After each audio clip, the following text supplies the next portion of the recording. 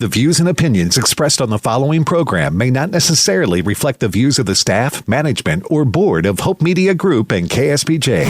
It's what's happening around us, in our town, suburb, city, in our community. It's Community Beat with Kim Kasi McKee on 89.3 KSBJ. Good morning and welcome to Community Beat, where we're keeping you tuned into the topics that are impacting our local communities and helping them thrive. I'm your host, Kim Kasi McKee, and today's guests are part of the host team for the largest prayer gathering of its kind in our city, known as the Greater Houston Prayer Breakfast. Roger Wernette and Hannah White are here to tell us all about it.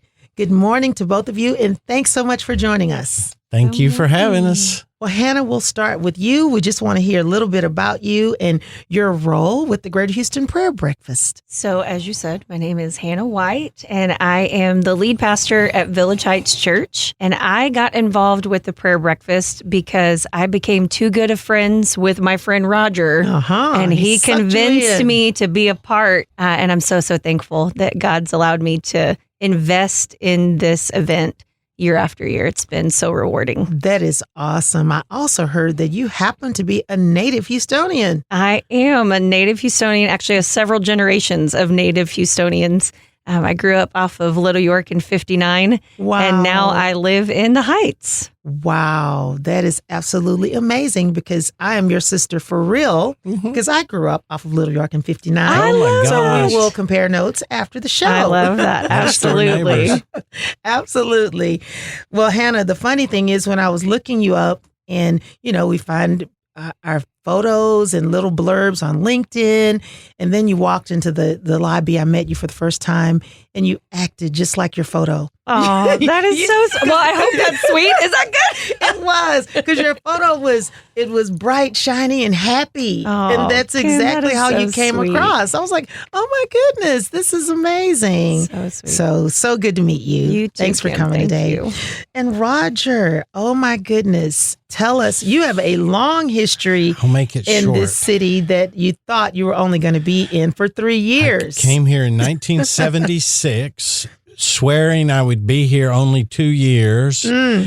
It's now, last time I looked, 2024. So there you have it. 48 years. Oh my goodness. Incredible, a lifetime. 25 years ago, God put this idea in my mind to start or restart the gathering of men, and is one of those things that you don't know what you're getting into when you're doing it. It's been a great road. It's sometimes a rocky road. 15 years ago, we got asked to be the host ministry for the prayer breakfast. That's how we got involved. So Hannah is young and vibrant. Yes, I'm you so old much. and vibrant. and not too vibrant. So we got the old, the young, Wow. and but with youth comes technology. So Uh-huh. Hannah gives us a greater capability through Sure. her knowledge, and she's going, we'll just do this in a QR code. And I go, okay, well, tell me again what a QR code does. And that's how we get along. Oh, that is absolutely amazing. So you mentioned how 15 years ago, the Gathering of Men became the host for Greater Houston Prayer Breakfast. So let's start there. Talk to us about the Gathering of Men. What is that all about? Well, before 15 years ago, we would host breakfasts, and we would have athletes, business people come that men would want to hear. So the whole idea of the Gathering of Men is you don't want to go to church, that's fine. You want to come hear Joe Gibbs speak. We had Joe Gibbs. Last year at the prayer breakfast, we had Tim Tebow. Yes, I was there. It was Yeah. amazing. So the whole idea of the Gathering of Men is we're going to go get you. A pastor may wait for somebody to come in to their church. Not all pastors. Sure. But they may be waiting for somebody to come in their church and go, we're not waiting. We're going to go and we'll get to know you at business outings, at breakfast. We've had sales conferences. We've had business training. Wow. So will you go to church? No. Would you come hear about how to be a better salesman? Oh, okay, I'll do that. Wow. Now, once we meet them, Then we have lunches, which get a little deeper, and we're going to have a follow-up lunch to the prayer breakfast. That gives us a chance to meet people and put them in small groups.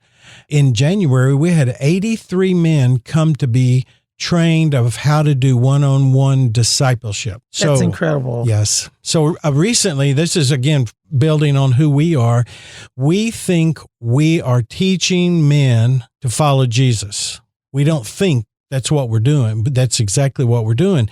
So if you say, well, tell me about your evangelism, and I say, great, it's teaching people to follow Jesus. And they say, well, tell me about discipleship. I go, great, it's teaching people to follow Jesus. It's one task. Yes. Jesus never said, fill out a card. He said, come follow me. That's what we're trying to do. That's so incredible. The fact that you literally are meeting men where they are. Correct. And then just showing them the love of God, and then, who you're allowing God to do what God knows how to do. Just draw them and speak to their hearts. And it just sounds like it's so impactful. On the way up here, I was having a phone call with some friends in College Station who are doing a prayer breakfast with Tim Tebow. They think I'm a star because I was able Wow. They thought I was smart because I could get Tim Tebow. And I go, I just have a phone number. So they're having him. So we're teaching them. We wind up doing a conversation. I'm on the way to meet with a friend after this who wants me to do his funeral. And so I'm going to sit down with him and talk some scriptures and everything. And wow. So we kind of meet them, and For sure. we're their friend forever. Wow. Forever, literally. Absolutely. So did you mention, how did the two of you meet? How did Roger and Hannah meet? So we both have the pleasure of serving on the board of an organization called the Get Together. Okay. That Roger helped start 20 years ago? Yeah. 20 years ago. Right before the Civil War. And this organization creates opportunities for businessmen and women to network, but that's really the tip of the spear. When they come to network and learn more about who's in the room and what's happening, then we present opportunities for them to invest their time, their talent, their treasure, to take their networks and to take their skills and invest them in what God is doing philanthropically all around our city. So we believe that you're an accountant. You can serve God as an accountant. You're a lawyer. You can invest that skill, that talent, that ability into the kingdom work. And so that's what we do at the Get Together. And we've served on the board. I've been on the board for about 5 years. So in the process of being on the board and in a board meeting, Roger was talking about the prayer breakfast, and he's like, we really just need somebody who can do this. And we just really need somebody who can help with this. And I wish somebody could come along and support. And I was like, well, I can do all of those things, Roger. She's real smart. Oh, man. Oh, I see. Yeah. And to Roger's point earlier, it's cool to have this opportunity to go, hey, guys, here's a QR code. Hey, why don't we design this a little bit differently? Why don't we bring this into this century? That would be great. But on the other side, there is a wealth of knowledge and a wealth of leadership that there are times where Roger talks and I'm like, everybody listen, shh. This is gold. Everybody pay attention. Wow. And so we make a really good team, and we have a lot of fun getting to see God show up and show off in our city. And she taught me I don't have to keep count on an abacus anymore. Oh my goodness. Well, now that you mentioned the Get Together, there's a common theme here with you, Roger. Businesses, networking, faith, integrating all these things together and connecting people for a greater good. Yes. That's incredible. The way I view ministry, it's a 3-pronged thing. And we'll go back to, we start by teaching people how to follow Jesus. Then we teach people to follow Jesus. Now we teach people through the Get Together, what did Jesus do? So he went out and he put people in ministry. When the disciples came and said, hey, these people are hungry. We got over 5,000 of them, Jesus. He goes, well, good. Well, you feed them. So what we're saying to business people is, some guy goes, I'm a lawyer. What do I have to do with ministry? I go, you got any used furniture? You got a computer system? You got a phone system? We have placed lumber, dirt, defibrillators, Seriously. 16 passenger vans. Yes, Yeah. vans. And when I was at the meeting, soccer balls. Yes. Yes. Soccer balls and then electric air pumps for the soccer ball. We're not just going to give you soccer balls. We're going to make sure you can inflate them. Yes. We Very important. people have produced parking lots, asphalt parking lots, and so we keep track of it very, very conservative. Like a chair might be $25, $6 million of stuff Wow. that would have cost probably $15 million. And what we're doing is showing business people that they have a task in life, and we're showing ministry people how to get along and utilize the business skills of business people. Yeah. How to ask well and then how to receive well. Right. Because so often and we are both in the nonprofit world for our,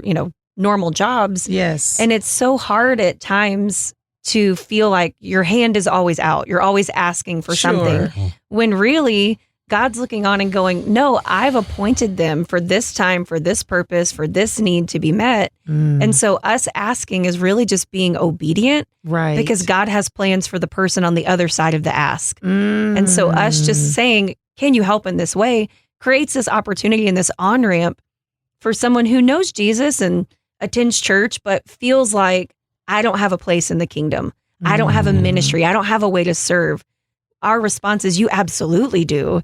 He's called you for this time, for this need, for this organization.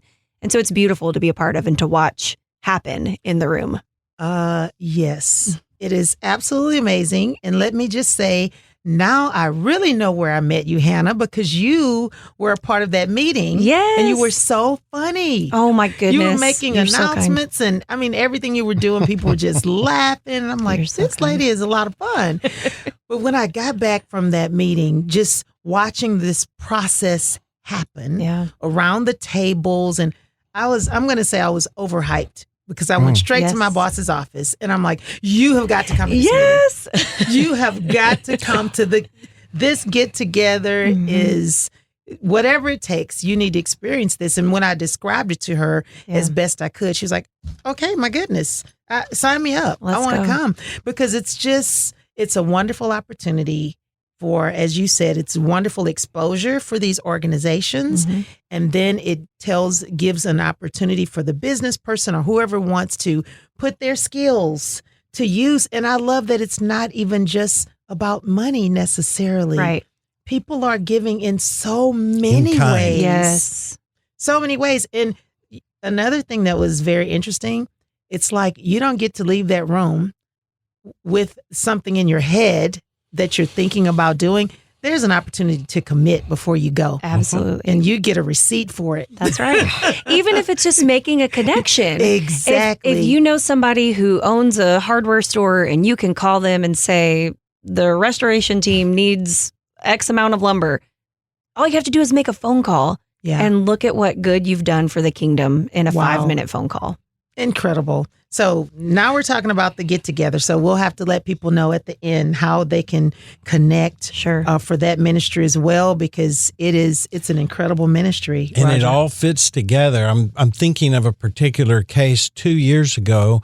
We had a lady that visited the prayer breakfast. And we said, hey, part of our follow-up is if you want to see some ministries in town, we'll show you. So I took 2 people, and you go, I'm driving out to Open Door Mission going, what am I taking 2 people for?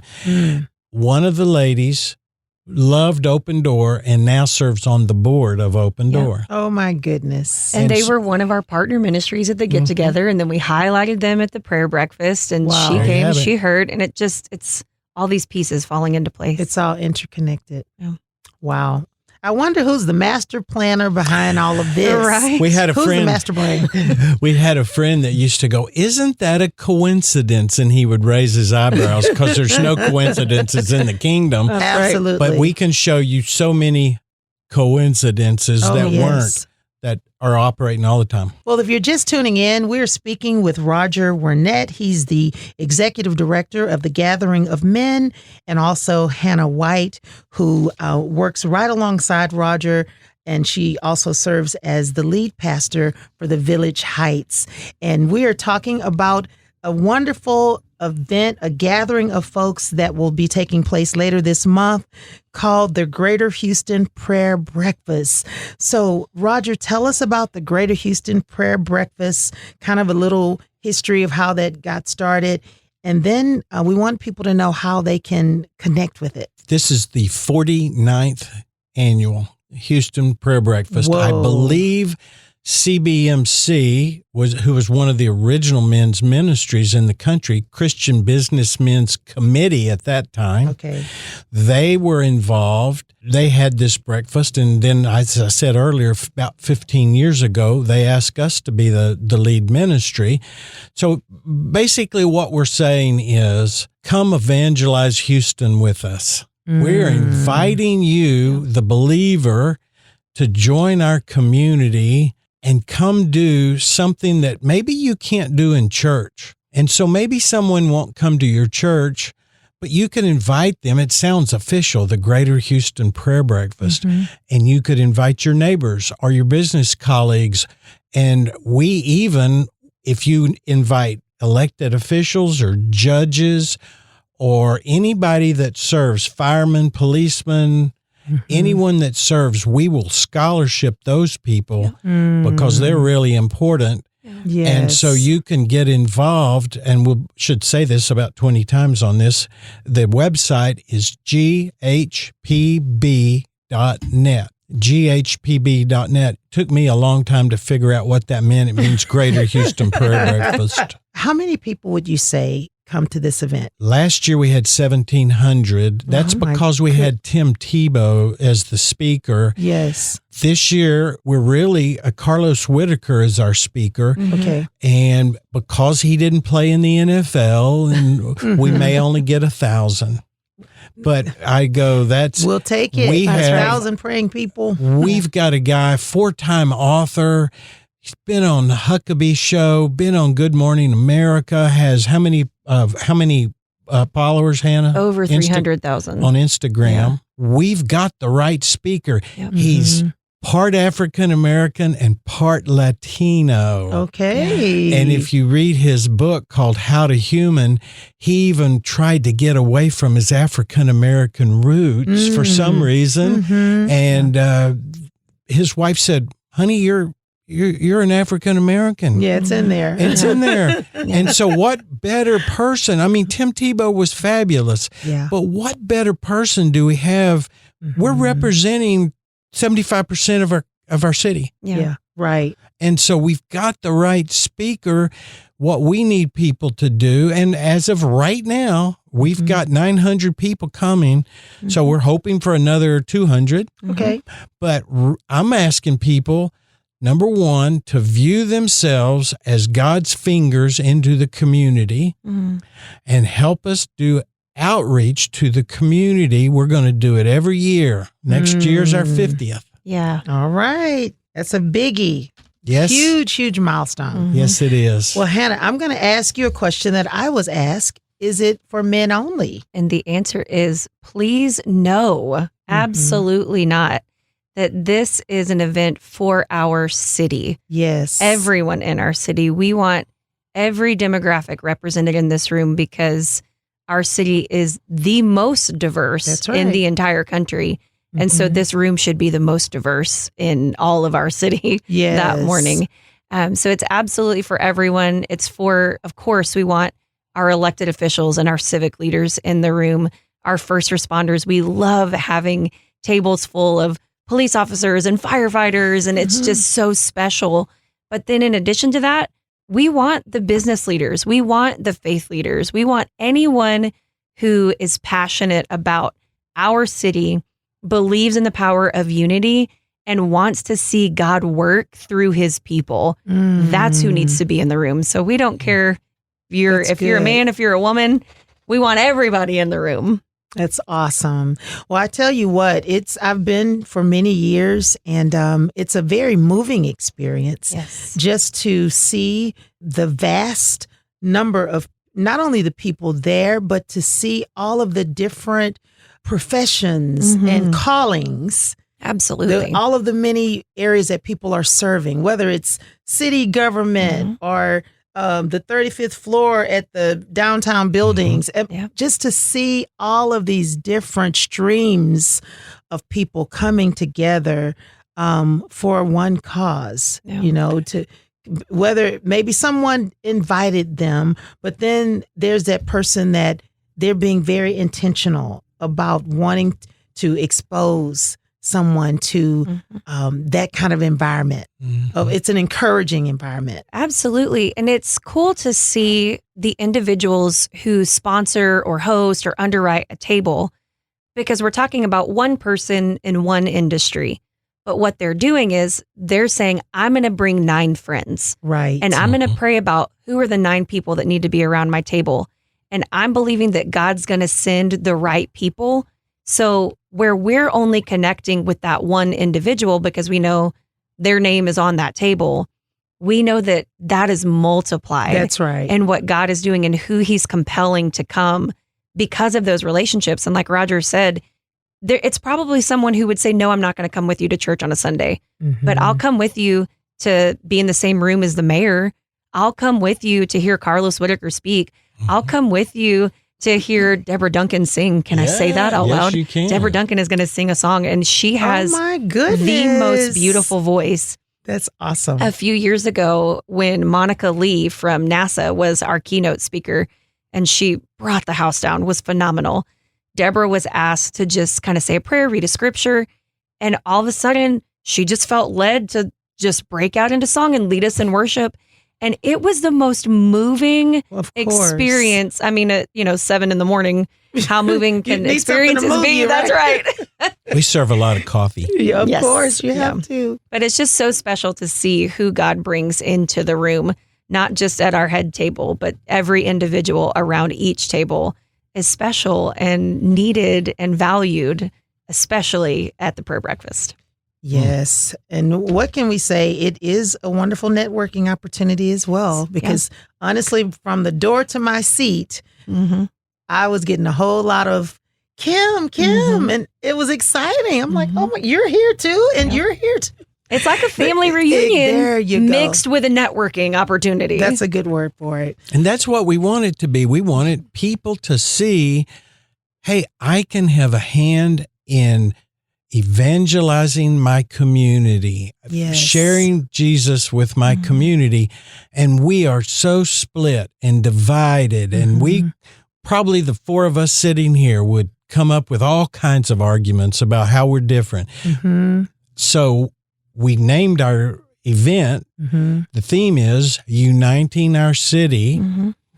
And so we believe that we can actually unite our city, not through politics, not through business, not through education. There's only one way to do it, and that's Jesus does that. So that's what we want to do. Is it too late? Is there still time for people to come? GHPB.net. Okay. Here's my challenge. If you're sitting there and you go, well, I can't afford it or whatever, and I'd love to bring a table of people. Well, get on GHPB.net and contact us, and I'll raise the money for you. It's not a fundraiser. We are, believe it or not, our base price is our actual cost of $50 a seat. That doesn't even include the speaker or any of the details. Right. So, but we will help you. Look around your neighborhood. Hey, I'm going to the prayer breakfast downtown. You want to come with me? Why don't you come with me? You would be amazed. They will come. They will do it. And it's a simple way for you to share your faith and change our city. Wow. Awesome. Exciting stuff, Hannah. Yeah. So what should a person expect who may be coming for the first time? Because honestly, when you walk in the room and you see all of those tables with glasses on top of them, you go, whoa. It's overwhelming. Yeah.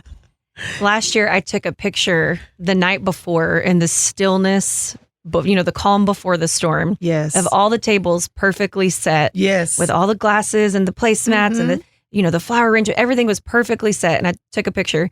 And then the next morning, I waited until all the chaos was live and happening.